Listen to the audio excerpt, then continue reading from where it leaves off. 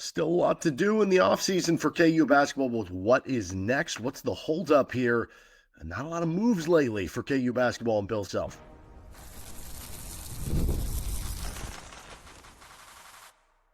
You are Locked On Jayhawks, your daily podcast on the Kansas Jayhawks. Part of the Locked On Podcast Network, your team every day.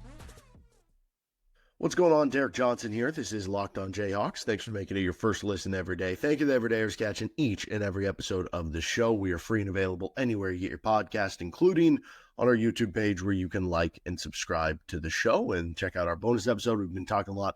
KU football's made some big transfer portal additions, so check that out too. But on today's episode, what's next in this offseason? Still a good amount to do for Bill Self and company for KU basketball. We'll also get into KU showing some interest in seems like these three guards who would really fit into being that shooter off the bench role for KU, along with some other transfer portal news and the latest news with KU football and the NFL draft and KU baseball continuing to roll on today's episode of the show, which is all brought to you by the Amazon Fire TV Stick 4K. Turn any TV into your Xbox, no matter what. No console needed. Head to Amazon.com/Fire TV Locked On to learn more. Okay, so what is next for KU men's basketball? Because the offseason to-do list, it seems like it's kind of come to a little bit of a stop here, right? You get a honey-do list from your wife or girlfriend over the weekend or significant other, and then all of a sudden, you're like, I'm halfway through it. I need a break. I want to watch the last couple innings of this baseball game or something. And it's like, okay, then we'll finish it. After that, we'll finish it the rest of the day. There's been a bit of hiatus. Now, it obviously isn't, I don't think Bill Self is kicking back and just watching Royals games. I'm sure he's still making phone calls, making things happen and figuring stuff out, just in the shadows, so to speak, right? But Kansas still has 4 scholarships left to fill at this point in time. No, I'm not worried that they're not going to fill them. I do think it's interesting from a standpoint of from a money allocation thing, and I think this applies more for football. Are we going to see teams moving forward, though, just say, hey, you know what, we don't really need 14 players, which is Kansas scholarships amount this year. Most teams are going to have 15 in football. Do we really need 105? Are they going to get to a point where they're just like, you know what, for KU football, we're going to use 90. We're going to use 85. For KU basketball, we're going to only use 12 or 13, and not having those two guys at the end of the roster, even though they're not going to be guys making very much from the NIL. Like, every penny matters, right? And it adds up, and anywhere you can squeeze extra money. So I do find that interesting. Like, will they use all 4? I don't know. That'll be kind of curious to see. But if I'm divvying out, like, how those 4 would likely be divvied out, I think one, obviously you're looking for one more like starter level addition. Obviously we've had a lot of conversations and talks about Darrion Williams, the transfer from Texas Tech. We're going to have a deep dive on a player coming on tomorrow's episode that might make some sense. Whether it's a wing, whether it's a 4-man, getting another starter level player. And it does seem like a wing has more so been the main target. I guess it depends how you view Darrion Williams. Makes sense for that player to be able to shoot the basketball because you're looking for more floor spacing and shooting around the current lineup that you have right now. It also does make sense for it to be kind of a splash play, kind of one more really good player, because right now the roster, I think it's pretty good. I do like that they've gone more for fit than anything. You look at Bart Torvik, it has him ranked 10th for next year, right?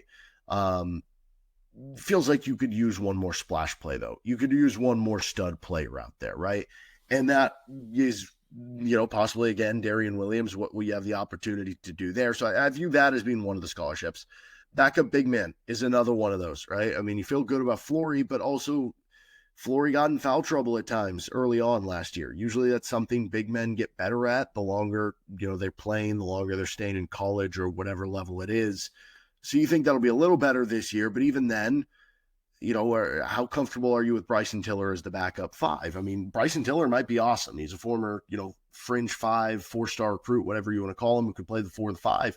He might be really good for Kansas, but he's also coming off a injury where, he came into Kansas a semester early, redshirted, and the idea was get him acclimated with everything. Well, unfortunately, because of the injury, he didn't get to practice with the team and everything. So when is he going to be cleared? When is he going to be able to play with the team?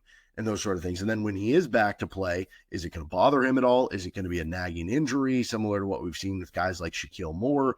Or is it going to be something he's going to totally move past and be totally fine, right? He could totally be your backup 5, and that might work. Or it might take him a year to kind of shake the rust off of that possible injury. You don't entirely know. And so there's a lot of, I guess, questions because you don't really have anybody besides that. Like Smeeze Calderon is more of a 3-4 wing, more of a guy who played the 4 than he would be the 5, but I guess because of his wingspan and out of dire needs. And right now, if you're just looking at the depth chart, he would have to be your third string 5. You need another 5-man who can come in and play minutes and that's the other thing. Like, I don't think Flory's going to be playing 32 minutes a game like Hunter Dickinson was. It could be closer to 25 to 28 from his starting level play, right? So there are real minutes to have at that backup 5 position. And then also it's the question of, like, do you bring someone in who can play, 5, but also play a little bit of 4 next to Flory? Like, can they shoot a little bit there, right? And if going back to the number 1 on this list, the adding another splash player, if that doesn't work out and you end up having to add more of a role player, does it make sense to just invest in a more of a true big who can shoot it at least a little bit to play at the 4 here for KU and then can fill in as a backup 5, and then like you switch it around instead of saying we're looking for a bench big and a splash play who can play the wing and shoot, you look for a splash big who'd be out there and then get a bench wing. I don't think that'd be the ideal scenario, but you do have to at least keep your options open in that scenario. But yeah, backup big man, still important at this point in time. A lot of guys have been going off the board, and we just had our episode last week. Thank you, Everydayers, if you already caught it, talking about some of the targets we're going to talk about in our second segment. Some of the guys that have already gone off the board since then, so feels like that's kind of drying up a little bit. But if KU's going the international route, looking to that market, there's a lot of guys we just don't know about, right? Then you're looking for somebody in that kind of Diggy Coit, Jalen Coleman-Lands role, the guy who's kind of your 8th or 9th man. He's a fringe player as part of your rotation. If he's making shots that day, he's going to be part of your rotation and he's going to play real minutes. If he's not making shots, he's not going to get much playing time in the second half or anything like that, right? And some games it might be 5 minutes. Some games it might be a DNP. Other games it might be 25 minutes in a given game. We're going to talk about some guards that it seems like Kansas is targeting for that role at this point in time in our second segment as well. And then a developmental player for kind of the last scholarship there. At that point, your rotation would be set if you take care of 1, 2, and 3 on that list. You don't need another player to come in and be ready to, like, obviously you want everybody to fight for minutes and compete because you want that level of competitiveness in your program. But you want somebody who has an understanding that, yeah, you might not hit the court this year, right? It might take you a year or two.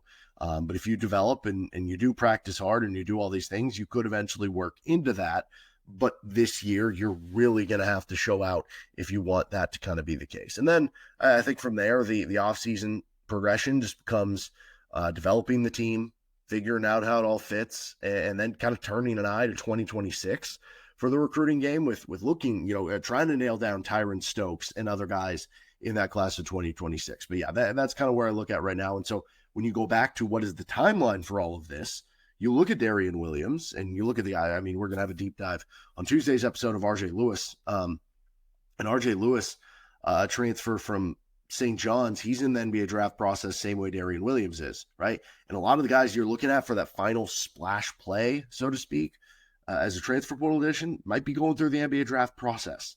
And so that's going to elongate the process here if you're Bill Self in Kansas to where, we might not know. And because a lot of these other scholarship offers might come down to how much did you pay that splash play. Like, let's say you had $4 million left lying around. If you have to pay the big player you're bringing in $2 million, right, that gives you more money to spend on a backup big. And then maybe the market of the guys that you're looking at is a little bit better versus if you have to spend $3 million of that, the backup big becomes a different conversation in what you can kind of bring in. And so you almost wonder if it is a little bit beholden to that, with the exception of, I'm sure Kansas does have, a certain number in mind of like, okay, we can fit this into the budget if they take this much. But if they want more than that, then we are going to have to wait on what happens with this first guy. So it kind of makes things interesting and does make this feel like it is going to be a bit of a long game, bit of a waiting game for KU to kind of fill out the roster a little bit more. All right, who are some players they're showing portal interest in? Because there's some guards, also some centers going off the board that we talked about from last week's episode. And also KU baseball continues to kill it. NFL draft happened. Some Jayhawks saw their name called as well. We'll get to all those and more on Locked On Jayhawks. Today's episode of LOJ is brought to you by FanDuel Sportsbook. And with the NBA playoffs here, NHL playoffs here, FanDuel's giving new customers an incredible way to get in on the action. Right now, when you join FanDuel and place your first $5 bet, you'll get $250 in bonus bets if your bet wins. You can also get futures for the college football season. I'm looking right now on FanDuel. You can get Kansas with some pretty juicy odds, 12-1, if you think they can really bounce back and win the Big 12 this year. The favorite right now is Texas Tech at plus 550, which I think Tech will be pretty good this year. There's going to be solid teams in the Big 12 throughout, but it's a wide open league. So why not? Why not Kansas? Also, if you want to, get in on the Jalen Daniels Heisman Trophy season, he showed he could stay healthy this past season. He's going at 60-1 over at FanDuel. Don't miss out. Head to FanDuel.com and claim your $250 in bonus bets today with FanDuel. Thanks for joining us on this episode of Locked On Jayhawks. Don't forget to make Locked On College Football or Locked On College Basketball your second listen every day. All right, so some names flying off the board, but also KU showing some interest in some guards. We talked about in the number 3 on those 4 scholarships, so to speak, in segment 1 about the Jalen Coleman-Lance Diggy Court role. Somebody who could come off the bench and shoot threes for you. And on this year's team, that might actually be more important than in previous teams because there are maybe some questions about what the three-point shooting of this team will be. So maybe that role ends up being even bigger than in other years to what that role typically is. But point being, you're looking for somebody who can shoot threes. I mean, it's a big part of it. Can shoot them at pretty good volume, can shoot them at good efficiency, is comfortable playing off ball. And you're also looking for somebody who I think would be content in that role, right?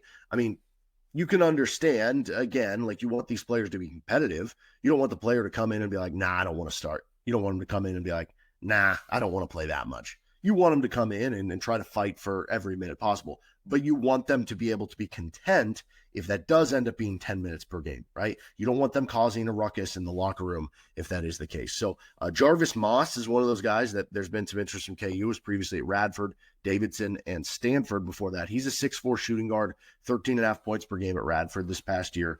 37.5% from 3, 6.5 attempts per game. Also 84% at the foul line. So a lot of 3-point attempts per game. The effective field goal percentage, true shooting percentage, solid for him as well. The team was about 8 points better offensively and about 9 points better defensively when he was on the floor. So you like to see that. 6'4", 200. Obviously, he's got good size to be on the defensive end as well. Didn't turn it over much, 71st percentile in turnover rate. He also was ranked high in 3-point attempt rate, 79th percentile, and then 69th percentile in 3-point percentage. Didn't have a ton of steals or blocks, despite the fact that the on-off numbers were really good on the defensive end of the floor. So that one would be interesting. John Buggs III, he is a transfer from East Tennessee State. Before that was at North Texas, UTSA, Hill College, which is a junior college, and then UMass. So I believe this will be his final year because he had a couple seasons where I think he can get a medical redshirt out of, and then he's got the JUCO year. But he's a 6'3" shooting guard, 11 points per game at ETSU last year, 41% from 3 on 6.4 attempts per game, solid effective field goal, solid true shooting percentage. The team was about 5 points worse with him on the floor defensively, but this is a guy who low usage player, 38th percentage usage rate. So going back to the idea, you want them to be able to play without the ball and work that. Well, that works with Buggs. 98th percentile turnover rate, right? So he's not turning it over much. He's not causing problems. He's playing well off the ball. 89th percentile 3-point attempt rate, 92nd percentile in 3-point percentage. He also shot 47% on 2 deep threes per game. So this is a guy with serious range that can really stretch it out. I would like that addition of Buggs in terms of the offensive end. I think Moss, not as good of a shooter as Buggs, but probably gives you more on the defensive end. So that's kind of where you'd be at between those two. And then the most recent one is Ahamad Bynum. Apparently Bill Self recruited his uncle. The there was a story in the Kansas City Star. I think Mike Vernon mentioned it too, but a story in the Kansas City Star talking to like him and his agent and stuff like that. This one concerns me a little bit more. So here, let me get into the numbers here. So Bynum was at UTEP. Before that was at Trinity Valley Community College, and then before that was at DePaul. He's a 6'3" shooting guard. He'll be technically a redshirt senior, but because of the JUCO year, I think he'd be a redshirt junior. So 10.3 points per game. Doesn't really do much else. Only 1.7 rebounds, 0.9 assists. He shot like below 40% on 2-point shots, but he did shoot 44% from three. Really, really good 3-point shooter. 5.3 attempts per game. That's basically the one thing he does out there, right? The team was 6 points better offensively when he's on the court. They were about 4 points worse defensively when he was on the court. 20th percentile assist to turnover rate, so doesn't do great there. He was 67th percentile in Hakeem rate, so you like to see that. 82nd percentile 3-point attempt rate, 96th percentile in 3-point percentage, and he was in the 40th percentile or lower in every shooting zone except the 2 from 3, where he was in the 84th percentile or better from both corner and above the break. So really good 3-point shooter. Here's why. Okay, so going back to the idea that you want somebody who's comfortable in the role. This was a quote in that Kansas City Star article from Ahamad Bynum. Going to Kansas would be a great situation. It would be a great decision for me and Coach Self. I can definitely help Kansas win more games. And I don't know, maybe I'm overthinking that a little bit. Maybe it's just like, what do you want him to say? No, I'm not going to have an impact on the floor. But I almost view that as like, I'm going to have a big impact in them winning games. And there's part of me that's sitting there like, that might not be the role for you. That might be a little upsetting. And here's where it comes into play. So if you like see stuff from, fans of other schools when you add their, like Jaden Dawson's a perfect example. There were a lot of Loyola Chicago fans who were like, oh man, you guys are going to love him. Like we love it. He was a dog, all these things, right? That's a good sign. And maybe it was more of a sign with like AJ Storr than we let on, because there were a lot of Wisconsin fans that were kind of like, in the same way that Kansas fans, when Jeff Grimes left to Wisconsin, were like, oh my goodness, like, yeah, like, thank you for taking him away. You know what I mean? Like, sometimes it's not the be all end all, but sometimes you can really tell from a previous fan base. You talk to the DePaul fan base where he was at before, and I don't know that you'll get glowing reviews. And so he was at DePaul for 2 years. One, he redshirted. His second year, he played 11 games. He was suspended indefinitely from the team. I think it was on January 4th of that season. Their head coach later said that, like, he didn't go into what happened. So I don't entirely know what he did, but he was suspended for the rest of the season from January 4th on, and then ended up entering the transfer portal in middle March. I'm sure stemming from that, right? So what did he do? I don't entirely know, but he was suspended from the team. So he goes to the junior college, and then he goes to UTEP this past year.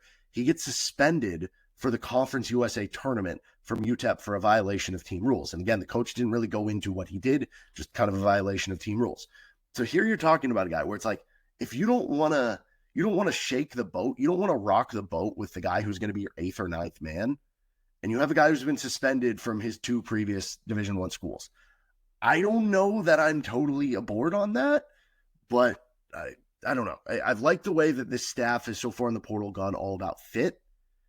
And so, like, if you're going for all talent, then sure, this makes sense, but that hasn't been your play so far. Now, does that allow you, because you've been fit so far, that you can afford like one move like this? Maybe. But I just, like, if you're comparing it to Jarvis Moss or John Bugs III, and again, money and other stuff comes into this, but yeah, I think I'd be going for those two ahead of him for sure. Other portal news, by the way, these are a lot of players that we've mentioned in the past, maybe connected with KU or just targets in general. Terrence Arsenault is going to NC State. Noah Collier to LaSalle, we mentioned him in the backup big conversation. Christian Coleman to Oklahoma State, really good springy 4-man, mentioned him in the big conversation. Noah Ammenhauser, that same big backup big DeFleury episode, 7'2" big man from Coastal Carolina, he's going to Oregon State. Joel Armo trading from UC Riverside is to Nevada. And then Emma Juru, the really athletic big from George Mason I liked, is going to East Carolina. And then the last big one was Nana Owusu-Anane, the guy who visited KU earlier, committed to SMU, exited out of SMU, re-entered into the portal. He's going to end up going to Grand Canyon. So any scuttlebutt there with Kansas is no longer a thing. He'll be a lope. So a lot of centers moving off the board. Kansas might really have to go that international route. All right, let's finish up here. Little KU baseball, little NFL draft with KU football. It was a fun week for both of those with KU athletics.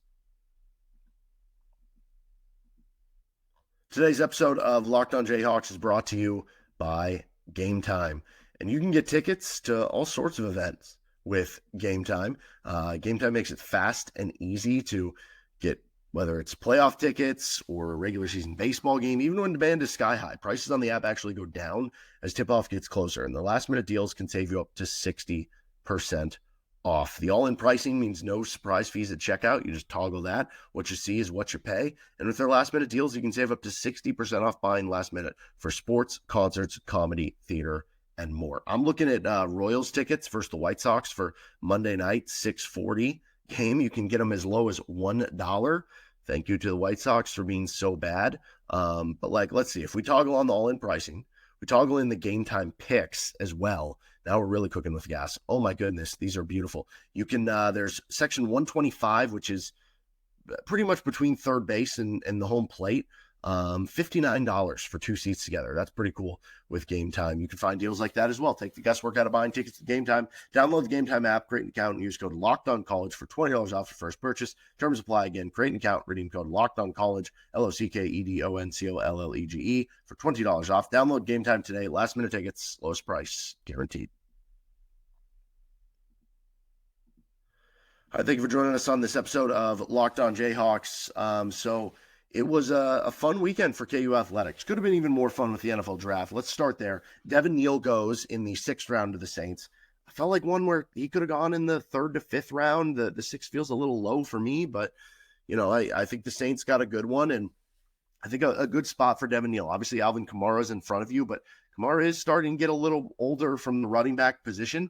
And, Kendrick Miller hasn't done anything to lock down a spot for them. So I'm just not going to count out Devin Neal. That dude, I think, is going to be a pro for a long time. Bryce Cabeldue is a 6th-round pick of the Seahawks. They announced him as guard. Really cool, just his progression. He goes from being somebody who was thrown into the fire too early as a true freshman offensive lineman in the COVID year for Kansas with the Les Miles team, and he just progressed. And once the light bulb, coaching staff got in, he just really took off. So cool to see him go in the 6th round. I would have thought the first lineman taken for KU would have been Logan Brown. He ends up going undrafted, quickly signs with the Minnesota Vikings. Kobe Bryant, I thought he would have been drafted too. I think disrespect there, he goes to the Falcons undrafted. I think that a lot of these guys are going to have chances to make the roster. I'm going to expect Kobe Bryant to make the roster, like if I'm being completely honest. Mello Dotson, same thing, to the Raiders. A couple of KU receivers. Quentin Skinner goes to the New York Jets, and Luke Grimm goes to the Chargers. Then Jeremy Robinson, he'll be with Austin Booker with the Bears. J.B. Brown goes to the Broncos. And then the Chiefs got in on the action with a couple guys. Marvin Grant, which I'll be interested to see if the Chiefs use him as a safety or a linebacker or what. And then this is my favorite one. Jared Casey. Jared Casey goes to the Chiefs. They announce him as a fullback, and I think he was all Big 12 fullback. He was kind of used as an H-back by KU, and he was best used that way with Andy Kotelnicki, more so I think than with Jeff Grimes. Chiefs don't really have a fullback. I know they had Carson Steele on the roster. He's more of a running back than he is a fullback. Maybe he can make the roster. I think it'd be really cool if Jared Casey would. And I don't know. I'd probably get myself a Jared Casey Chiefs jersey, if we're being completely honest. Also, some KU baseball updates here. A sweep for KU baseball over the Utes of Utah. They beat them 2-0, 12-5, and 12-11. The final game, a grand slam puts them in front late, and then they're able to close the door at the end. So overall, that puts them now at 35-10 on the season. They're now 15-6 in Big 12 play, which is currently in 2nd place. They're only behind West Virginia, who's 16-3. So that would put them, 2 games behind West Virginia. And then they're a game ahead of Arizona State. They're a game ahead of TCU. They're 2 games ahead of Arizona. So it's tight among the top at the Big 12, but it's been a heck of a play so far for KU baseball. And the schedule gets very interesting from here. So on Tuesday night, KU's hosting Missouri. That'll be at 6 o'clock on Tuesday. That'll be a fun one. And certainly the student section and the, fans that have been really filling out Hoagland so far, they're going to make a raucous environment against Missouri. And then they're back at home for a 3-game set next weekend, Cincinnati. Then they're at Missouri for a midweek game the following week. Then BYU that following weekend. And they finish up, mentioned West Virginia's in first in the Big 12. Well, they finish up at West Virginia in Morgantown. So if things keep trending the way they are, could that one, determine who wins the Big 12? Kansas obviously still with a lot of work to be done before you can have that conversation. But they're doing the work right now, and it looks pretty cool in doing so. All right, that'll do it for this episode of Locked On Jayhawks. You can find our show anywhere you get your podcast, including on our YouTube page. Don't forget to check out our bonus episodes where we broke down KU football's three newest transfer portal commits right here with LOJ. See you next time for some more transfer portal talk, KU basketball, KU football, anything KU related right here with Locked On Jayhawks.